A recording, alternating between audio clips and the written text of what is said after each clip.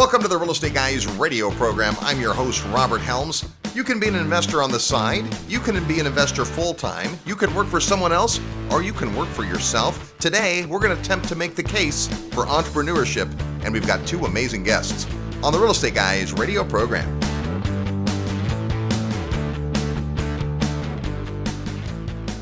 This portion of the Real Estate Guys radio program is brought to you by International Coffee Farms, where you can own a parcel of land in your very own specialty coffee farm in Panama for as little as $15,000. Here's how it works. Deeded half-acre parcels entitled Specialty Coffee Farms in Boquete, Panama are turnkey managed professionally on your behalf by a team of local experts.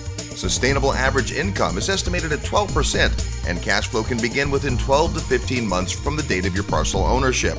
International Coffee Farms' mission is to own and operate specialty coffee farms that are economically, environmentally, and socially sustainable. As part of this mission, 20% of the gross profits of each farm is committed to a socially sustainable fund to improve the lives of the Panamanian coffee farm workers and their families. International Coffee Farms currently owns and operates 9 specialty coffee farms with half-acre parcels available for immediate ownership. To find out how you can become a coffee farm owner in Boquete, Panama, email coffee@realestateguysradio.com. That's coffee@realestateguysradio.com. Welcome to the Real Estate Guys radio show. I'm your host, Robert Helms. With me, as usual, co-host, financial strategist Russell Gray. Hey, Robert. We love talking real estate on the radio. We do. It's a lot of fun. And today we're going to talk not only about real estate, but about entrepreneurship. The idea that you don't have to necessarily go to work for somebody else, although many of us start that way. Ultimately, there's a lot of rewards when it comes to being your own boss, but it's not all roses. So a lot of folks in real estate, they just gravitate to real estate. I don't know why it is, but they're mavericks, they're lone wolves.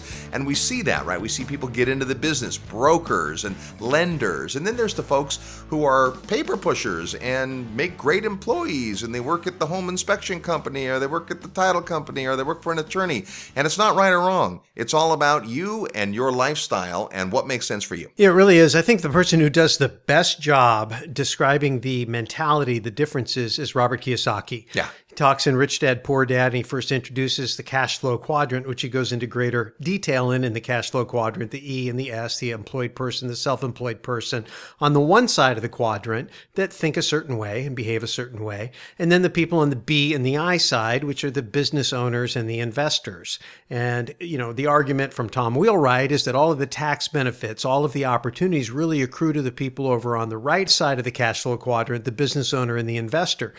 And so a lot of people get into the real estate business, to your point, Robert, because they want to have a financial opportunity. They want to have freedom over their own schedule. The holy grail of real estate investing for many people, especially those that read Rich Dad, Poor Dad, is passive income, enough passive income that you don't have to go to work and your investments support you. The problem that a lot of people have is in order to get there, they have to find a way to come up with enough capital. So the typical path, which is perfectly fine, is you go to work for someone else or you go to work for yourself, and you earn your money and you make a good living and you pay your taxes and you live below your means and you save, and then you take the money that you've saved and you invest. And if you invest wisely and you grow your investments over time and you compound sooner, little by little over time, you find yourself with streams of passive income. And at some point you reach a tipping point, that magical day when you're out of the rat race and your passive income exceeds what it takes for you to live on. And now you're free.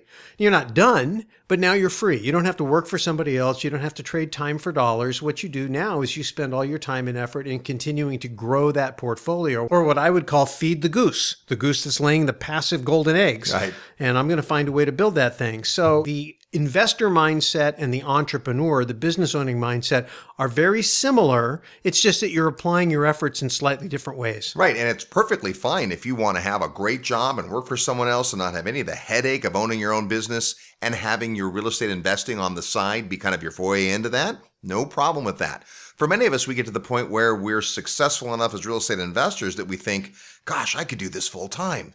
Man, I'm making almost enough in my real estate business so I could walk away from my job.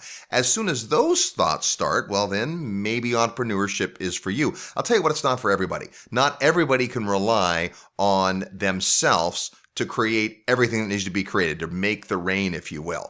Entrepreneurs are wired a little differently. You're going to meet two of them today, and you're going to hear from the way they talk and the way they approach life and business that they think differently. And that's great. Again, today is not about right or wrong. We're trying to make the case for entrepreneurship in that many of the jobs created in most countries are created by small entrepreneurs, little businesses that have 1 or 2 or 5 employees, not huge behemoth giant B businesses, as Robert would say. Now, you may aspire just to have a couple of employees, or you may say, you know what, I want a big old business, and that part's up to you. But entrepreneurship means that at the end of the day, the buck stops with you. Well, we talk about this all the time. The essence of investing and the essence of entrepreneurship is to accumulate the efforts of others. If you're really going to do it right, what you're doing is you're managing to own the means of production, whatever the production is. So in the case of a piece of real estate, let's just use a home, for example, you don't exactly directly own the means of production. What you own is the shelter that the person who's going to work at whoever owns the means of production, the job, the tenant is going to go work there and send you a piece of their income. So it's not about accumulating real estate. There are pieces of real estate that for whatever reason won't rent.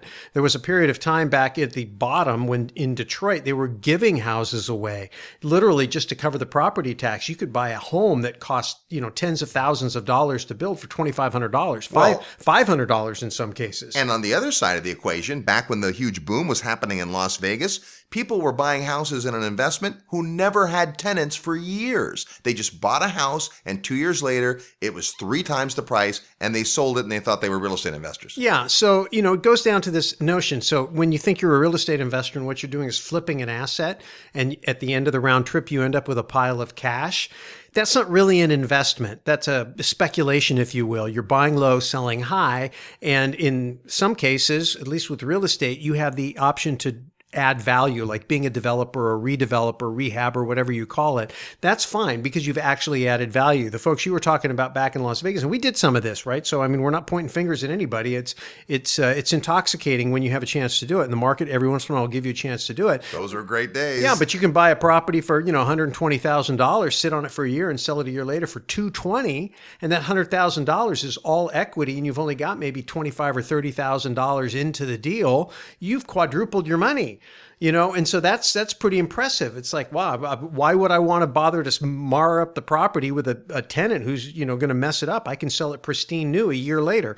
But you have no control over that. The thing that makes that happen is an external market force. And in the case of what happened in Las Vegas and other speculative markets like that, when that dried up, it took the equity right back. And then all of a sudden, some people were sitting there underwater, and that was even worse. But see, an entrepreneur is different. An entrepreneur looks at the marketplace and looks at whatever the tides may be and reacts and changes and figures out something to do. A true entrepreneur isn't limited by whether the market is strong or not. A true entrepreneur looks for opportunities. Today, we're going to meet 2 entrepreneurs who both have very different backgrounds, but they'll give us some insight into the entrepreneurial mind, the idea of someone who's going to get up every day and make it happen. And again, this isn't most people. Most people don't want the burden of having to make the rain. They would rather just show up on time to a place they were directed to be, do whatever they're told to do, and leave. But this isn't for most of our listeners. Most of our listeners want more, they want to be more, they want to have more, they want to do more. And if entrepreneurship is for you, you're going to love today's show. Our first guest invented the infomercial. In fact, his brand, As Seen on TV, is one of the most well-known brands on earth. Kevin Harrington was one of the original sharks on the ABC hit Emmy award-winning show Shark Tank. We come back, you'll meet Kevin on the Real Estate Guys radio program. Live nationwide, you're listening to the Real Estate Guys. Find out more at realestateguysradio.com.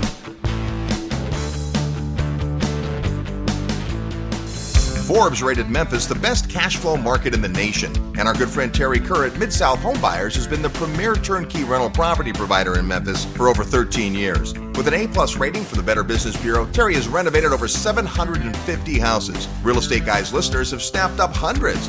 Discover what these satisfied investors already know.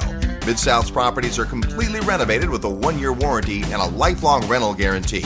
They're affordable, well-managed, and easy to own. Perfect for beginning investors and veterans alike. Get in on the action.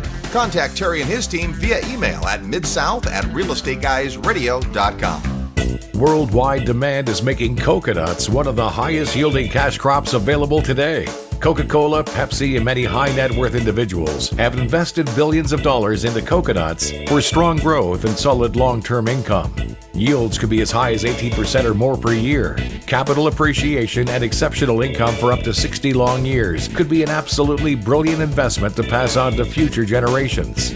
For more information, qualified accredited investors should email coconuts@realestateguysradio.com. Diversify wisely with direct ownership of fully managed coconuts on prime farmland close to the beautiful Costa Rican border. Email coconuts@realestateguysradio.com. This announcement does not constitute either an offer to sell securities or a solicitation of an offer to purchase. Offering made by prospectus only. For more information, email coconuts@realestateguysradio.com. Hello, this is Robert Kiyosaki. I'm the author of Rich Dad, Poor Dad. And if you're serious about learning how to invest in real estate, listen to the Real Estate Guys. They really know what they're talking about. Welcome back to the Real Estate Guys radio program. Thanks for tuning into this show. We're talking today about entrepreneurism. Are you the kind of person that wants to step up and run your own business in real estate or otherwise? And our guest today has a ton of experience in that regard. He's a billion-dollar entrepreneur, and you probably know him best as one of the original judges on Shark Tank. Please welcome the amazing Kevin Harrington. How are you? Hey, thanks, Robert. Good to be here. Good to have you on the show, and just love your energy and enthusiasm for business and life, and it's all good, man. Thank you. Hey, you can call me a judge anytime, by the way, okay?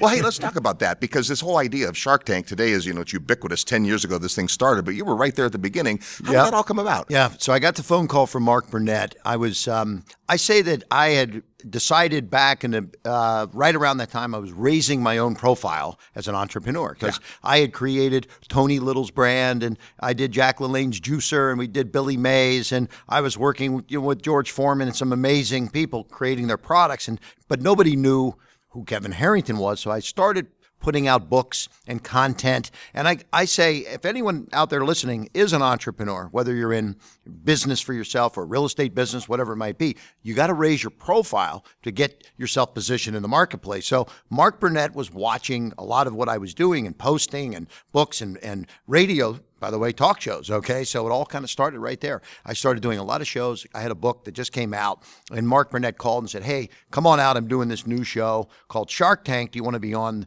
the show maybe? And so I got all excited, and I told my wife, I said, I'm heading out to L.A. Mark Burnett, the guy that does Survivor, wants me to maybe be on his show Shark Tank. And she said, Kevin, do you know what they do to those people on that Survivor Island show? Why do you want to be on Shark Tank? So it's funny. We all laugh now, but 10 years ago when I was shooting the show, the very first pilot, there were tanks of live sharks on the set. Right. And there was sort of a kind of a thought that maybe someone would get thrown in those tanks, and hopefully not the sharks, but the people that maybe didn't get funded. But that never happened. But they actually did away with the live sharks after a while. But Shark Tank has become a global brand, and it's afforded me I'd say afforded, it's cost me a lot of money, because I end up taking a lot of pitches and investing in a lot of these deals. So It's been a lot of fun, though. Yeah, absolutely. And I guess to back up, industry, you are credited in a lot of ways with really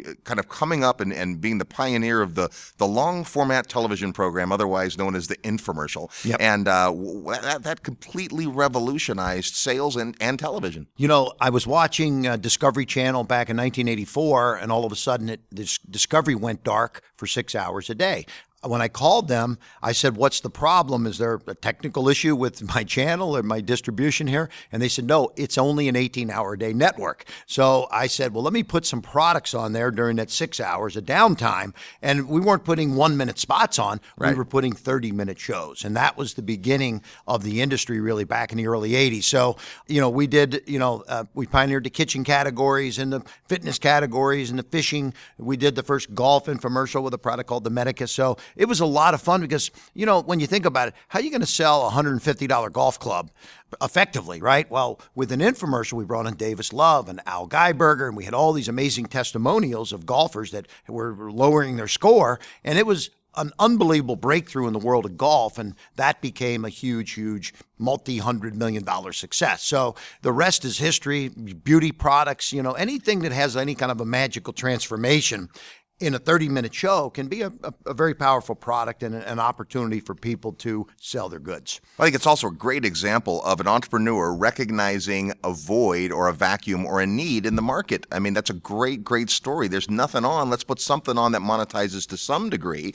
And of course, today those programs are on radio and now, webinars and all kinds of things. Let's talk about how the technology has changed, because fewer people are watching traditional television, but there's more media available than ever. I mean, our podcast is heard in 190 countries, and our radio shows only heard in a few marketplaces. Right. So the world's changing. What does a marketer have to think about that? So interestingly, if Morgan Stanley did a report, there's 50% fewer TV viewers today than there was 10 years ago. Wow. So I'm an as seen on TV guy with 50% less people watching TV. But what did I do? I followed the eyeballs. And you said it, as an entrepreneur, I saw downtime. I put products on the downtime. I see less viewers. I follow the viewers. Where are they? Well, they're on Facebook. Okay, they're on Instagram. They're listening to some radio still, but it's become a digital world now. Yeah. So we use Facebook.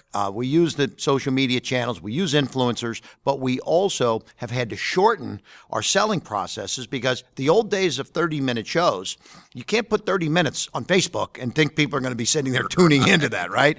Sometimes you're lucky. They say the average millennial has the attention span of a goldfish today. So, 8 seconds. So if I've got to get their attention in 6 seconds, I may get 90 seconds, 2 minutes, 3 minutes maybe to keep them going. But, if you're selling something, right? It's different if you're entertaining like you do on radio, like we do right now. But when you're selling something, you got to hit them pretty hard in under 3 minutes generally. So we've learned quite a bit in this new digital world how to create a different selling message and then new places to go find those customers. So, hey, Kevin, you look at a lot of potential products and those kinds of things, obviously, but I know you also look at a lot of entrepreneurs and what they're doing. And you sit in an interesting seat because you've been through all these different business transitions and found success, I'm sure, and failure over the years. So what is it that a person starting out today, or someone who's starting a new entrepreneurial venture, what do they need to be focused on? So I will also admit, as many times as I love to talk about my successes, right? Because,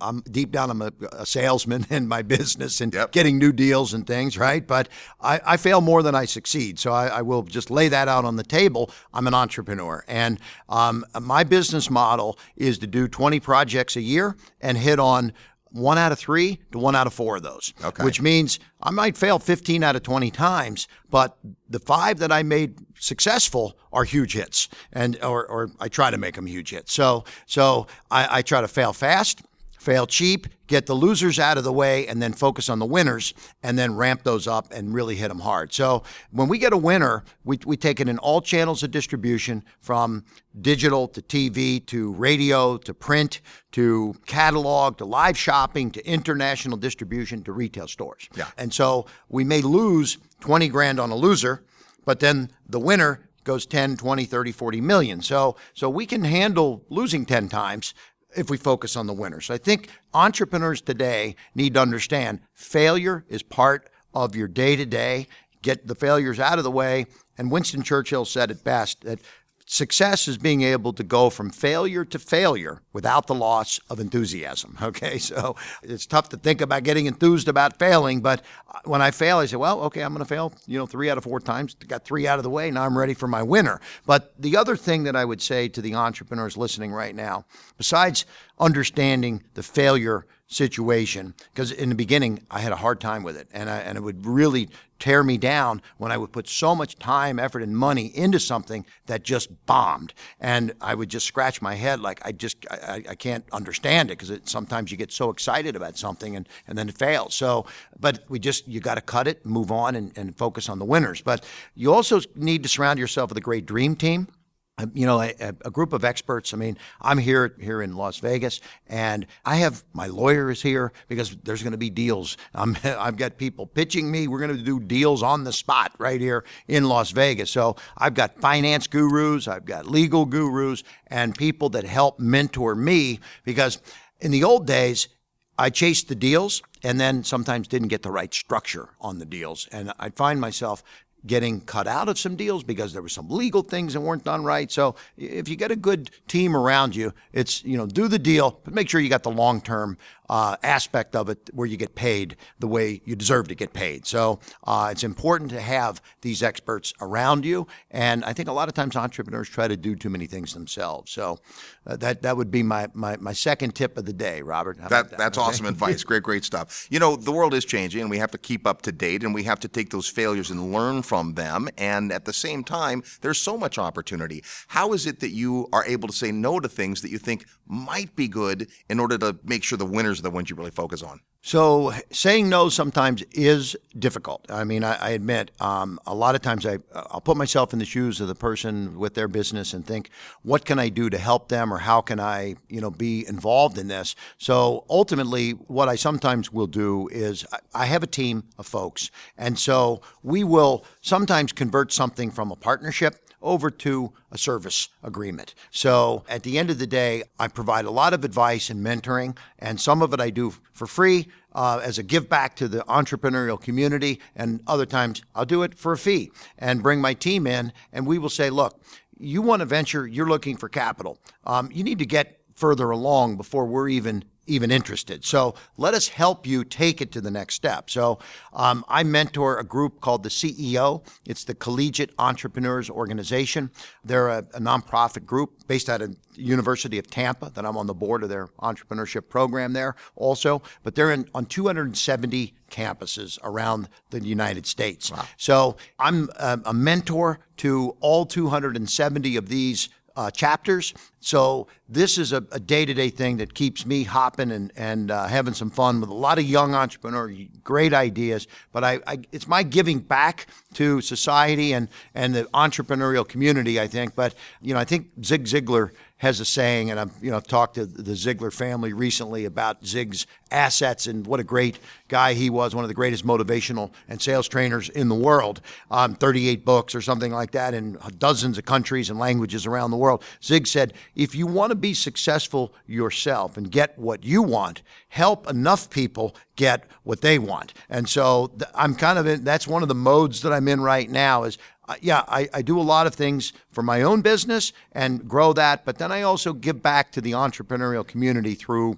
a lot of my mentoring efforts across the spectrum. All right, love that, man. We sure appreciate your time today, and thanks for spending time with us, Kevin. Great to be here. You're tuned to the Real Estate Guys radio program. More when we come back. I'm your host, Robert Helms. Real estate investment advice right in your mailbox. Sign up for the free Real Estate Guys newsletter at realestateguysradio.com.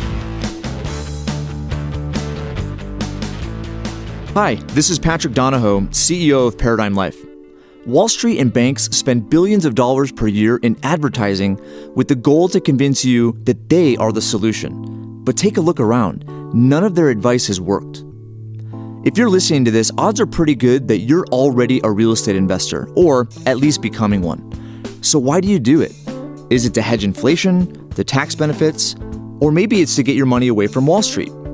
It's because of these benefits and so many more that I created the Real Estate Investor's Guide to the Perpetual Wealth Strategy. When you combine successful real estate investing with the Perpetual Wealth Strategy, you have the recipe for what has helped the wealthy to establish their financial well-being for decades.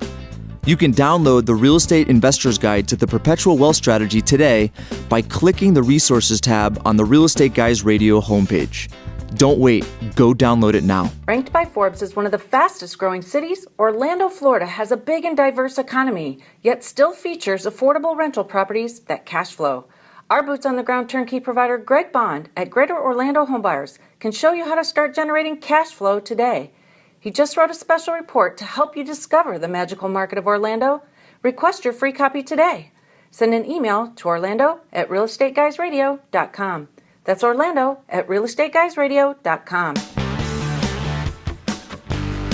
Hi, this is Lawrence Yun, Chief Economist with National Association of Realtors, and you are listening to the Real Estate Guys. Welcome back to the Real Estate Guys radio program. Thanks for tuning into the show today. However you're doing that, we appreciate it. Awesome to hear from Mr. Kevin Harrington. Kevin's story is great because it really shows the essence of what being an entrepreneur is. An entrepreneur sees a problem. He sees resources that are being underutilized, and then he's able to reorganize things. So the essence of being an entrepreneur is to take things that exist, reorganize them in such a way that they meet a need or solve a problem. So when Kevin says, hey, this airtime is sitting here vacant, nobody's doing anything with it, people over here have products they need to sell, I can take care of the problem of the empty airtime, and I can take care of the sales problem by putting those two things together. I just have to kind of rewrite the playbook. And he did that, and he invented an entire industry in the process of doing it. And really, when you think about what being an entrepreneur is, it is creating order and structure and a business model out of raw materials and pieces and chaos in some cases, and converting problems into opportunities that can be solved by whatever product or service you create out of those resources. And you know what else? He's just a heck of a nice guy. He's a great oh my guy. gosh. We had a great time with him before, afterwards, went to a party together. I mean, really, really big thinker and focused, laser focused, an achiever, and entrepreneur. We've got another entrepreneur we're going to introduce you to, but first it's time to play real estate trivia. That's your chance to win a prize by knowing today's real estate trivia question. It's a question that has something to do, it's a stretch, but it has something to do with entrepreneurship, and I'll explain that when you hear the question. As soon as you think you know the answer, you're going to send us your best guess by email to trivia@realestateguysradio.com. Include your name and your mailing address, because if you're the winner, that means you've given us the correct answer first. Then you're going to get a copy of The Social Capitalist by Josh and Lisa Landon, a couple of great entrepreneurs. You're going to love this book. It's about how you can do the right thing and make money at it. That can be yours if you know today's real estate trivia question. Last week it was clues in the news, and we asked this. One of the articles we'd recently read talked about the most expensive home in America, which hit the market at $350 million for the asking price. Here was our trivia question. What television program was filmed using the exterior of the home in Bel Air, California? The answer is one of your favorites, Russ, the Beverly Hillbillies. I liked Ellie Mae. Didn't we all? Hey, all right, here's a real estate trivia question for this week. One of my entrepreneurial endeavors has to do with beer, specifically craft beer, and that's a longer story. But here's my real estate trivia question. Which U.S. state drinks the most beer?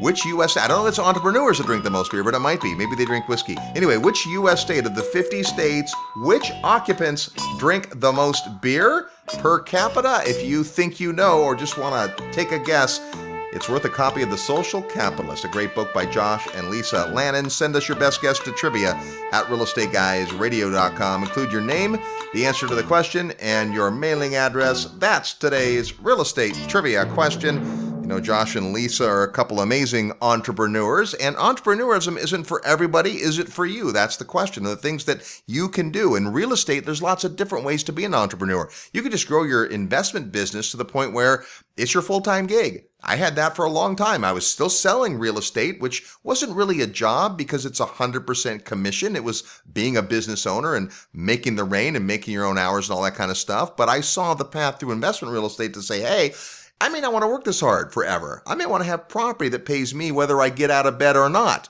Now, ever since then, I've still gotten out of bed. So far, so good. But one of the potential eventualities in terms of entrepreneurship is real estate syndication. Yeah, I mean, we've been talking about this forever because we really do think it's the greatest opportunity in real estate right now. So many people think the path to investing in real estate is to go to work, get a job, pay your taxes, live below your means, save money, make a down payment, collect cash, maybe build some equity, and then down the road, a few years, buy another property. And if you're lucky at that pace in the course of a lifetime, if you're really, really good, you can accumulate, a dozen properties or whatever.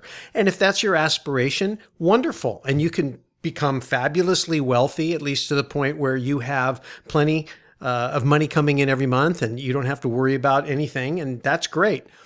But if you understand that the key to building a portfolio is capital, is savings, and you make the assumption it has to be your savings. And that's what syndication breaks that paradigm and says, you know what? I can accumulate investment capital from people who've already worked hard, already paid taxes, already lived below their means, already saved, and now they're looking for a partner to come along and help them put that savings to work. Fortunately, so many savings vehicles out there, whether it's banks or the stock market, have real strong and visible downsides, and people are very disappointed. We talked about in the Clues in the News episode about how hedge funds and wealthy investors are beginning to make their moves into real estate. Foreign investors have been making their move into real estate.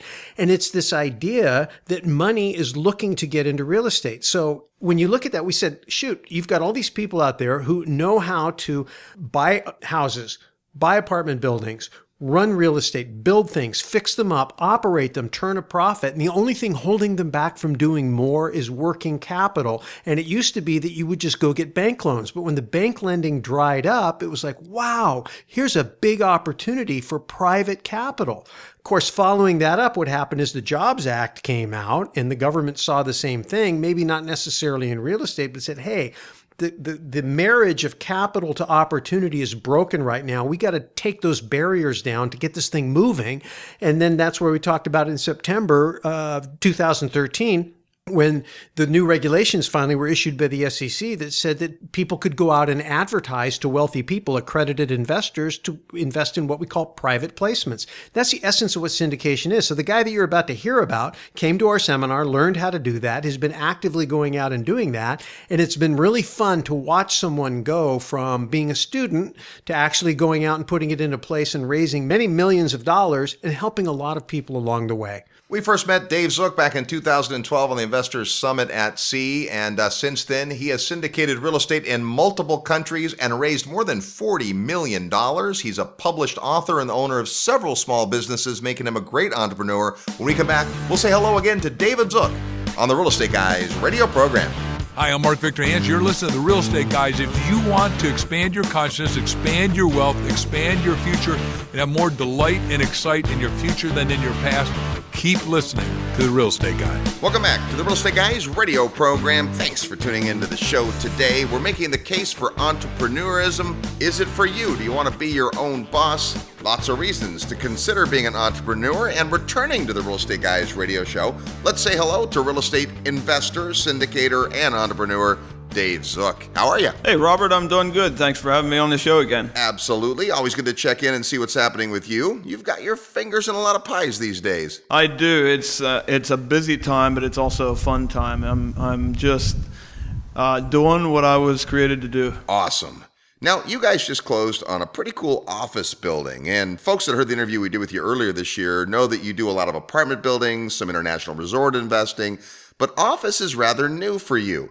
Tell us about investing in the office space. Yeah, so we did not go out looking for an office building. It kind of fell in our lap.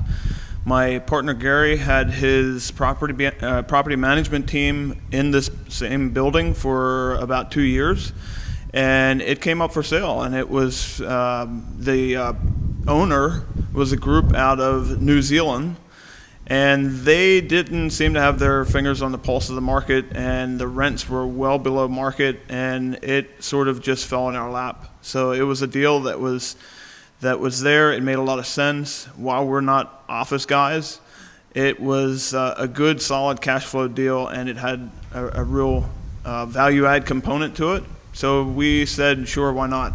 Well, and it's a market you know well, and it's with a team you know well, and that's a big part of investing. Yeah, so it was a market that we knew well, obviously, and it was also a building that we knew well, since my partner Gary was in it for the last 2 years. So while we're not office buildings, this deal was out there and available, and it sort of just fell right in our laps. And it had a nice value add components to it. The rents were well below market. The owner was not, he did not have his finger on the pulse of the market, kind of lost sight of what the property could do. And so it was a deal that cash flowed well. We thought, sure, why not? Awesome. Well, of course, you have a lot of expertise and experience both investing and also syndicating apartment type deals. And really, your company is based on investing in real assets, things that are real and tangible. So office isn't that far of a stretch. But recently, what came across my desk was an interesting thing you're working on that really isn't real estate, but it's fascinating. You've gotten yourself into the ATM business. Tell us about that. Yeah, it was interesting. I was a passive investor since 2012. And I got introduced to this space through a very good friend of mine. He's an advisor. He's on my advisory team. And he introduced me to his friends. And, you know, I've learned over the last, decade that when you hang around good people, good things happen, and those people's friends are normally good people. Yep. So got introduced to this group, and they were local guys, have been same as I am, local to the market, Lancaster County, Pennsylvania, born and raised there. Very well liked in the community, very successful, long track record of success in business, and these guys were in the ATM business. So I got in as a passive investor in 2012. In 2016, about the midway through 2016, they came to me and said, hey, you got a good, strong network of investors looking for cash flow deals. Why don't you try a tranche of ATM machines? Yeah. At the time, I was busy with several different multifamily projects, and I said, let's just shelf that for a while. We got down toward the end of the year, and ATM machines not only have a really good, strong cash flow component, they also really have a good, strong tax benefit to them. So we get down closer to the end of the year, and I decided to go for it. I said, my investors have needs the same as I do. There's no reason why they wouldn't like an asset class that has good, strong cash flow and good, strong tax benefits. So I rolled it out, and it was super popular with my investors. They snatched them up. We rolled out several tranches since, and it's just been a very popular asset class with my investors. Yeah, so, get your mind around this. It's not a real estate investment. Well, kind of. I mean, it's a pretty small, square foot area that produces a lot of income. So if you think of it that way. But many of the ATMs we're used to dealing with are owned by a particular bank, or, you pull up to the drive-through at the bank that you're used to banking in, and we all understand that. But there's also these third-party ATMs that are out there. How does that part of it work? The part of the business that is it a lease? You buy the equipment? Who provides the money? Talk about that part of it. Yeah. So, and that's the typical response from people when I talk to them about it. When I first approach them about an ATM investment, they normally think that ATMs are owned by banks, and some of them are. The ones that are in the branches are owned by the banks for the most part. But typically, if you find an ATM machine on a street corner, even if it's wrapped with a bank advertisement, it's typically not owned by a bank. It's owned by an investor group or a venture capital group or a private equity firm, or just a group, an investor group. It's not that different from the way a lot of businesses work. Many businesses, we see their name on the building, but they don't own the building. The building's put together by some limited partnership or some syndication or some real estate investor trust. The business is in the business of doing the business. They aren't necessarily in the business of real estate. Banks have their model, but why would they tie up capital in any kind of an asset when instead they could find an investor to do it? So the investor group will come in and own the asset. They'll buy the asset. Let's just say an individual investor comes in and he wants to invest in this asset class. So he'll own the ATM machines, which is important because it gives him the right to depreciate. Yeah. And that's a big part of this investment is you get to depreciate the whole investment off in 5 years. It's not like apartments where it's 27 and a half years, or commercial where it's 39 years. You get to write off your equipment in 5 years. Right. And so what happens there is it allows you to get a really good strong cash flow stream. That about 75% of that is tax-free in the first 5 years because of that aggressive depreciation schedule. And it's just really appealing to investors for those two reasons. You're buying a cash flow stream, you're buying a tax benefit. So it's really not a syndication. You're not buying into a pool of ATMs. You're buying a specific number of ATMs. You're buying the actual ATM machines in your own name or your own entity, but we also have a management company that will manage those machines for the investors. So even though you own the machines outright, your machines get pooled or aggregated into a group of ATM machines. So you could be in a group of 100 or 200 other ATM machines, and then you get paid a blended return based on the pool of ATMs. Okay, so that kind of divides the risk. I got a buddy who for several years on the side, he owns a dozen ATM machines, and it's been a great business, but he literally goes and services them. Every Friday he goes out to the bars and restaurants and places that he's got these machines, and he fills them up, and he does the accounting, and I mean, it's like his job, but it doesn't take that long. I've actually gone on one run with him. We went to 3 of his machines and watched the thing. It's fascinating. People walk up and ask if there's, free samples as these got all these $20 bills and things. But this model isn't like that. You're not having to go and fill the machines and all that kind of stuff. It's done for you as part of the management. It is, and there's sort of 3 components to the investment. There is look at it as a pie being cut up 3 ways. So there's the investor, there's the landowner, and there's the management company. Right. So when you go to a machine, and just to clarify, most of the people that invest in ATM machines do not use ATM machines. So they're not heavy users of the ATM machine. So for the most part, we're serving the lower income demographic. This is interesting because when I went out with my buddy, he said, what do you think the average amount of money someone takes out of an ATM is? I think, well, gosh, when I go to the ATM, I usually take out the maximum, which is maybe $500, because it's like I'm going to go to the ATM, I'm going to get some cash. Average in his machines is $20. Wow. They take just $20 out. So somebody's on the other side of that transaction. That's a 10 to 12% return on that $20. You paying $2 or $2.50 right for that surcharge? That's a 10 to 12% return. So we're in this bar, and sounds like a joke, but this is what happened. And he's doing the machine. He's telling me $20. He goes, and here's what'll happen. You see that guy over there? He'll come over here in about an hour, and he'll get $20. And 2 hours from now, he'll come and get another $20. And then before the night's over, he'll get another $20 because he gets the readouts, right? Because that's how the system works. He's going, rather than come and get $60 and pay the one transaction fee, the nature of the beast, and again, you have to know your demographic, is that's not how they think. They think, I'm only going to spend $20, and then, they get at the bar, they meet somebody, like, okay, I'll get another 20. So these fees can add up. How does the fee split work? So you've got the person who owns the business or the building that you're putting the ATM. You have the owner, which is the folks that you deal with who own the actual machine. And then you have the bank that supplies the money. Yeah, so the investor, the way we have it set up, the investor gets 64 cents of every transaction. So whether that transaction is $2 or let's say you're in a high-end city, say Manhattan, it may be $3, whatever. So that transaction fee gets chopped up 3 ways. So the investor gets a 64-cent transaction every time that card gets swiped. The management company gets a part of that surcharge fee, and the real estate owner gets a part of the surcharge fee. Where our management company may be a little different than some ATM groups, we actually commit to the investor that your machine is going to produce 481 transactions per month. So if you come in as an investor, it's a $104,000 minimum, you get 7 machines. So take 481 transactions per machine per month. You take that times the 7 machines that you purchased or invested in. So that comes up to like 3,367 transactions times 64 cents. So that's where you get your monthly distribution, which is $2,155 per month.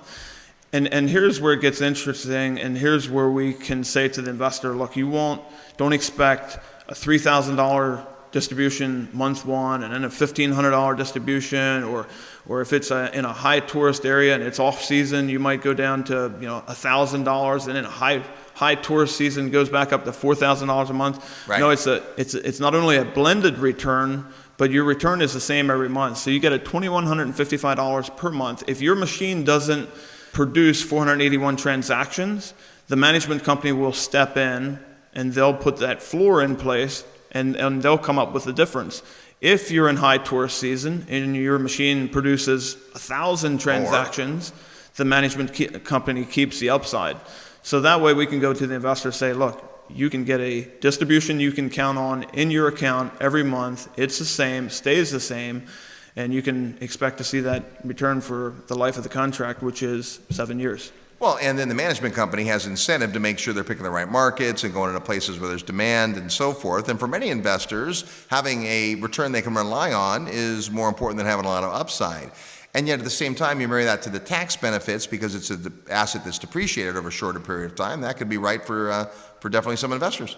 It is definitely right for some investors. And I've had a lot of investors. I've only been active in this business less than a year. I mean, I was passive in the business, so I got to know it really well for the last 4 or 5 years. So you've experienced the very distributions you're talking about. Oh, yeah. And it's been the same from the day that I started investing till today. Every month, you don't even get a check in your mailbox. You get an ACH distributed right into your account. It is about as passive as you can imagine. It sounds like the right end of the ATM service charge to get in on. So if you're interested in this, Dave's got a report that he's put together. I'm anxious to see it. Just send an email to atm@realestateguysradio.com if you want to learn the details. Not a real estate investment, but interesting. So good stuff there, atm@realestateguysradio.com. Now coming up, you're going to be at the Secrets of Successful Syndication. You've been to that event a few times. This will be the first time that we're going to have you on as faculty. So tell us about coming out to share what you're doing at the Secrets of Successful Syndication.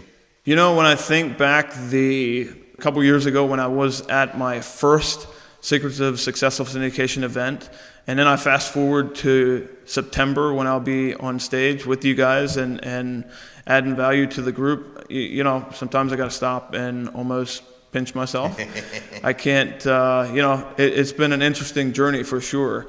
I have definitely made some progress. I've learned a lot from you guys, and so I'm looking forward to give back to the audience and do whatever I can do to support you guys and your mission. Awesome. Well, one of our favorite things is when people actually live out our motto, which is education for effective action. You've come to the seminars. We first met in 2012 when you came to the Investor Summit at Sea. And since then, it's been great to have you a part of the program. And I think what it will give people, inspiration is that you started in the same seats. You came to the event, you applied it, you started to do some things, and you've had tremendous success, raised over $40 million so far in less than 5 years. So come on out to the Secrets of Successful Syndication. It's 2 full days of all kinds of great information, but special guest Dave Zook is going to share with us the highs and the lows. I appreciate the fact that you're humble enough to also admit some of the things that have gone wrong. Oh yeah, I mean it's been a journey for sure, and it's been an interesting one, and we've definitely had our bumps, and we've certainly learned a lot, and it's fun to go through that, come out the other side, and now be able to help other syndicators as they kind of are starting that journey, or they've started the journey and they're going through some of those very same things I did. So it's a whole lot of fun to be among those folks and learn right alongside of them. Awesome. Well, you can get all the details about the event at realestateguysradio.com. It's the Secrets of Successful Syndication happening this time around in Dallas, Texas. Get the details there. Come out and meet Dave Zook. Dave, thanks for the information today. Thanks for having me on the show again, Robert. You bet. Hey, if you're interested in ATM, sounds pretty interesting. All you have to do is send an email to atm@realestateguysradio.com. You should be able to spell that, and you'll get Dave's report on what this looks like as an investment if you are interested. More when we come back. I'm Robert Helms. We're the Real Estate Guys. Need help with your real estate investment portfolio? Check out the resources page at realestateguysradio.com. If you love real estate and have always wanted to own your own business, listen up. The Real Estate Guys and their panel of experts want to teach you how to go full-time fast in the real estate syndication business. These next few years may go down in history as one of the best times ever to acquire investment real estate. There are deals everywhere if you know where to look and how to assemble the resources. The Secrets of Successful Syndication seminar will show you how to make big money doing big deals from a team of experts that have syndicated projects totaling more than $1 billion. Don't wait for someone to give you a raise or create a job for you. Attend the Secrets of Successful Syndication and learn how to build a team, raise capital, find deals, and make full-time money in 6 months or less. Go to realestateguysradio.com and click on events. All the big players use syndication as a way to diversify risk, optimize profits, and earn big money. You can too. Go to realestateguysradio.com and click on events. Hi, this is Chris Martinson, author of Prosper, and you are listening to The Real Estate Guys. And welcome back to the Real Estate Guys radio program. Entrepreneurship is what we're talking about, and hopefully between us and our guests, we've made the case. Yeah, I think it's great because we started out, with Kevin Harrington, and Kevin is a big name star, TV star, done tons of business, just an amazing guy. And then on the flip side of it, and Dave's a very successful guy, but Dave is much smaller than Kevin Harrington, and far less known. But taller. Yeah, that's true. But the point is, there's something for everybody in the space. There's so much opportunity, and it doesn't have to be, you don't have to be the biggest to be successful. You don't have to be the only person to be successful. And you find that you don't have to be in what everybody else is into. I mean, Dave has found a way to get involved in several different things that are interesting. Kevin has done many, many, many different things. Not everything Kevin did worked. In fact, I think he did say that most of the things he tried didn't work, but the ones that did work were enough. The key is that you can't let any one deal, and this is true for investing as well, you can't let any one deal take you completely out. You've got to hedge your bets. You've got to make sure that you're only putting enough out there that you can afford to lose if something doesn't go right. And then, of course, when you look at the syndication opportunity, you've got to be very, very careful, because now you're stewarding other people's money, and you got to pick those opportunities even more carefully. Well, you know, Dave, being a real estate syndicator, doing a lot of real estate deals as a business owner, saw this opportunity in automatic teller machines. I mean, that's crazy, right? So there's opportunity everywhere. Your decision is, do I go it alone? Do I build a company around me? Or do I work for someone else and just throw my money into real estate on the side? And it's not a right or wrong. It's totally up to you. You can be an entrepreneur, or you can invest in an entrepreneur, and they're both valid. If you think syndication sounds interesting, well, then come on out to the Secrets of Successful Syndication. It's our 2-day event. It happens a couple times a year. It's right around the corner. Go to the website at realestateguysradio.com and click events, and come on out to Dallas, Texas, and check out the Secrets of Successful Syndication and meet Dave Zook. Hey, big thanks to Dave and Kevin for sharing their great inspiration and ideas today. Next week on the show, it's your turn. It's Ask the Guys. If you have a question for the Real Estate Guys, go to the website at realestateguysradio.com and click the button that says Ask the Guys and fire away. You've always got great questions, and we'll make up some decent answers next week on the Real Estate Guys radio program. Until then, go out and make some equity happen. This episode of the Real Estate Guys radio show is brought to you by Paradigm Life. Powerful cash management strategies using life insurance. Learn more at beyourbank.com. Mid-South Home Buyers. Low-cost, turnkey cash flow properties in Memphis, Tennessee. Corporate Direct. Asset protection strategies for real estate investors. From attorney and Rich Dad advisor Garrett Sutton. Find these and other great companies under the Resources tab at realestateguysradio.com. To learn how you can expose your product or service to the Real Estate Guys audience, call 888-489-7723 extension 4. That's 888-489-7723 extension 4. Or use the feedback page at realestateguysradio.com. Thanks for listening, and we'll see you next week right here on the Real Estate Guys radio show.